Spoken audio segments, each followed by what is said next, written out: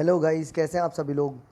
So guys, अब हम लोग आज एक बहुत ही इम्पॉर्टेंट टॉपिक को डिस्कस करने जा रहे हैं एंड उस टॉपिक का नाम है the problems of police and basically इसको आप पुलिस रिफॉर्म के अंडर आप लिखा जा सकता है।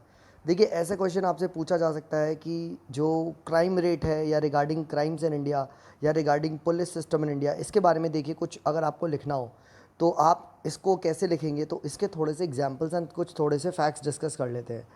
देखिए, रिसेंटली आप सबको पता है अभी कानपुर में एक गैंगस्टर ने 8 पुलिसमैन को मारा था एंड उसके बाद उस गैंगस्टर की पुलिस ने एनकाउंटर में उसको मार दिया।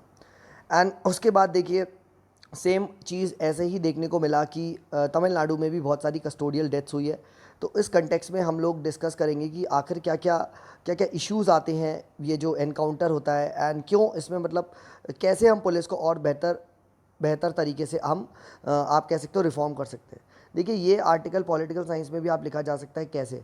पॉलिटिकल साइंस में there is a concept called as human rights. तो ह्यूमन राइट्स के अंदर ये ऐसा क्वेश्चन आ सकता है कि ह्यूमन राइट वायलेशन कैसे होता है, क्या होता है। तो इसके बारे में हम थोड़ा सा डिस्कस करेंगे। तो समझ रहे हैं, हमें इसमें से पॉलिटिकल साइंस का पर्सपेक्टिव निकालना है। ठीक है, अब पॉलिटिकल साइंस के पर्सपेक्टिव से इसको आंसर को डिस्कशन में इस क्वेश्चन को डिस्कस करना स्टार्ट करते हैं कि what are the human right violation issues. ठीक है, ऐसा क्यों होता है, क्या होता है, इसके बारे में थोड़ा सा डिस्कस करते हैं।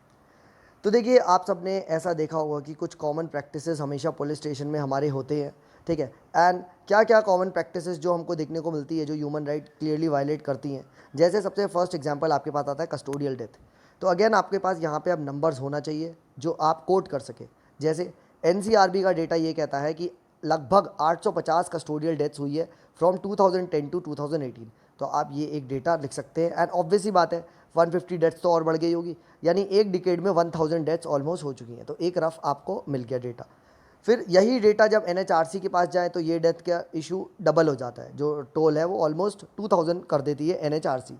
तो ये चीज़ भी आप ध्यान रखिएगा। एंड इसके लिए अभी तक सिर्फ 3 पुलिसमैन को ही कन्विक्ट किया है। तो अब आप समझ लीजिए 2000 से ज़्यादा कस्टोडियल डेथ्स हुई है एंड सिर्फ 3 पुलिसमैन को ही आप कह सकते हो कन्विक्ट हुए हैं, 3 पुलिसमैन को ही सज़ा हुई है। फिर सेकंड इशू जो आता है ह्यूमन राइट वायलेशन का आता है वो आपका इश्यूज़ ऑफ एनकाउंटर्स। अब देखिए, एनकाउंटर में क्या सबसे पहले इशू आता है कि एनकाउंटर में काफ़ी बार फेक एनकाउंटर्स को क्रिएट किया जाता है एंड काफ़ी बार इसको ऑब्जर्व किया गया है। इवन सुप्रीम कोर्ट ने भी ये चीज़ बोली गई है कि एक fake encounter is a pre mediated murder. पहले से डिसाइडेड ये मर्डर होता है, तो supreme court also calls this murder. फिर उसके बाद देखिए, अगर कभी कभी जब भी एनकाउंटर्स ऐसे किए जाते हैं तो इसका मतलब क्या है। इसका मतलब आपका जो जस्टिस सिस्टम है, रूल ऑफ लॉ है, उससे भरोसा उठ रहा है एंड ये किसी भी स्टेट के लिए बहुत गलत बात है and we are moving into the state of nature.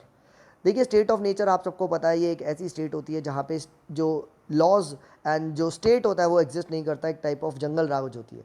तो कभी भी ऐसे कैसे मॉब जस्टिस हो रहा है, पब्लिक मार दे रही है, ठीक है, पुलिस मार दे रही है, विदाउट प्रॉपर जस्टिस सिस्टम को फॉलो नहीं किया जा रहा है। क्रिमिनल जस्टिस का जो प्रोसेस होता है कि पहले उसे पेश किया जाएगा कोर्ट में, फिर वहाँ पे डिफेंस होगा, फिर उसके बाद उसे कन्विक्ट किया जाएगा, देन उसके बाद उसे पनिशमेंट दिया जाएगा। This is the proper process.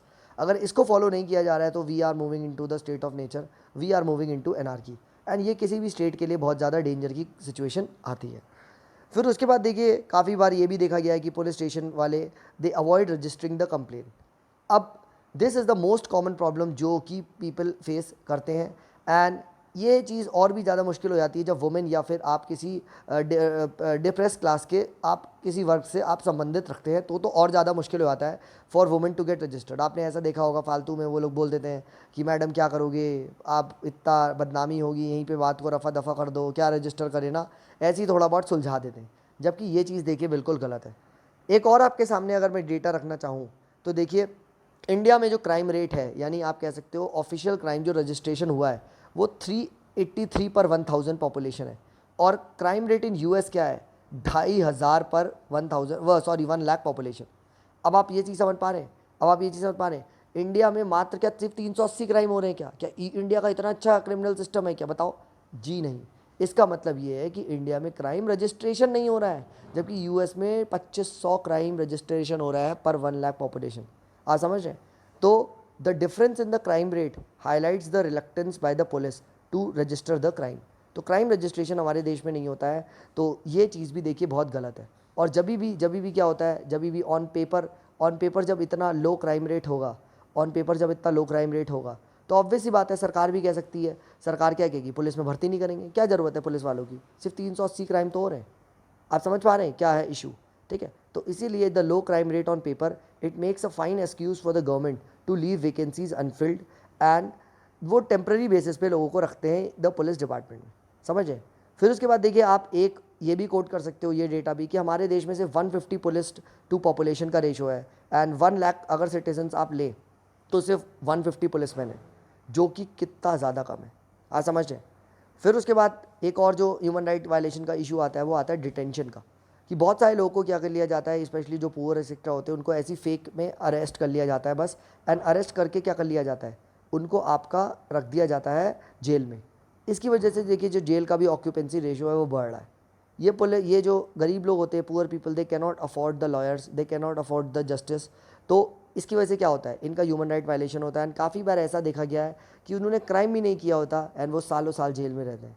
यही नहीं, एक ने चोरी का इल्ज़ाम लगा, ठीक है, मिनिमम सज़ा थी 1 साल, बट वो 5 साल से वो जेल में पड़ा हुआ है। क्यों? क्योंकि केस अभी तक कन्विक्शन नहीं हुआ है, वही नहीं हुआ है। तो आप समझ पा रहे हैं। तो इसीलिए इवन सुप्रीम कोर्ट ने भी ये बात कही थी कि उन अपराधियों को रिलीज़ कर देना चाहिए जिन्होंने आधे से ज़्यादा सज़ा काट ली है और अभी तक उनका केस स्टार्ट नहीं हुआ। फिर उसके बाद यही चीज़ देखिए अरेस्ट और इन्वेस्टिगेशन में भी बहुत ज़्यादा डिस्क्रिमिनेशन दिखने को मिलता है, कि काफ़ी बार तो देखिए पुलिसमैन क्या होते हैं, अरेस्ट भी नहीं होते, ठीक है, आपका पॉलिटिक्स हो जाती है। तो यहाँ पे there is a lot of politicisation of the police, ठीक है। और कुछ केसेस में तो देखिए पुलिस बहुत जल्दी एक्ट कर जाती है जब हाई प्रोफाइल केस होता है, कुछ केसेस में वो सॉफ्ट रहती है। तो यहाँ पे एक ये इम्पार्शियल बिहेवियर की ज़रूरत है जो कि पुलिस से एक्सपेक्टेड किया जाता है। तो ये 4-5 इशू देखिए हमेशा आप याद रखिएगा। एक बार फिर से रिवाइज कर लेते हैं, what are the issues. First issue आता है कस्टोडियल डेथ्स का, सेकंड आता है फेक एनकाउंटर्स का, थर्ड आता है दे अवॉइड रजिस्टरिंग द कंप्लेंट्स का, फोर्थ आता है आपका डिटेंशन विदाउट कॉज का, एंड फाइनली जो आपका discrimination in arrest and investigation का इशू आता है। तो ये चीज़ आप ध्यान रखिएगा। फिर उसके बाद देखिए क्या मैकेनिज़्म है, कैसे इसको डील किया जा सकता है। तो देखिए हालांकि हमारे जो क्रिमिनल जस्टिस सिस्टम है, हमारा जो पुलिस सिस्टम है, उसमें बहुत सारे चेक्स एंड बैलेंस तो हैं, right from taluka level to the national level, but यहाँ पे देखिए बहुत सारा इशू भी आता है। जैसे सबसे पहले देखिए इंटरनल जो मैकेनिज़्म है वो उतने ज़्यादा स्ट्रॉन्ग नहीं है, एंड काफ़ी बार इंटरनल इंक्वायरी जो ऐसे पुलिसमैन होते हैं उनके खिलाफ होती नहीं है। उसके बाद नेक्स्ट लेवल जो आता है वो आता है आपका कोर्ट्स का, कि चलो ठीक है यार, आप जो स्टेट कोर्ट है या फिर थोड़ा सा लोअर जुडिशरी है वहाँ पे कंप्लेन कर सकते हैं, ठीक है। तो वो भी देखिए जो लोअर कोर्ट्स है वो भी इतने ज़्यादा कैपेसिटी है नहीं, एंड वो भी काफ़ी ऑक्यूपाइड रहते हैं, काफ़ी ज़्यादा वहाँ केसेस पेंडिंग रहते हैं, तो अगेन ये लोग इससे बच जाते हैं। फिर उसके बाद देखिए खूब सारी हमारे देश में गार्जियन बॉडीज़ है, जैसे NHRC, national commission for minorities, national commission for women, national commission for schedule caste, schedule tribes, but ये सारी बॉडीज़ भी क्या है, ये सारी बॉडीज़ भी टूथलेस टाइगर है। तो वेरी फ्यू ही पर्सन को ये हार्डली कुछ कर पाते हैं, ठीक है। तो again most of the things goes unnoticed. और यही नहीं, आप यहाँ पे कोड भी कर सकते हैं, जैसे आंध्र प्रदेश का जो स्टेट ह्यूमन राइट कमीशन है, वहाँ तो अभी तक कोई चेयरपर्सन और कोई मेंबर्स भी अपॉइंट नहीं हुआ है। गुजरात, बिहार, छत्तीसगढ़, केरला एंड तमिलनाडु, इनके तो state human right commission function करते हैं एक्टिंग चेयरमैन से, टेम्प्रेरी चेयरमैन बुला लेते हैं। अब आप समझ लो। सो ये जो इंस्टीट्यूशन है इनके पास ना ही ज़्यादा पावर है, ना ही ज़्यादा फंड्स है, ना ही ज़्यादा फंक्शनरीज है, आप समझ रहे हैं। तो ये कैसे उतना काम करेंगे। तो what is the conclusion guys?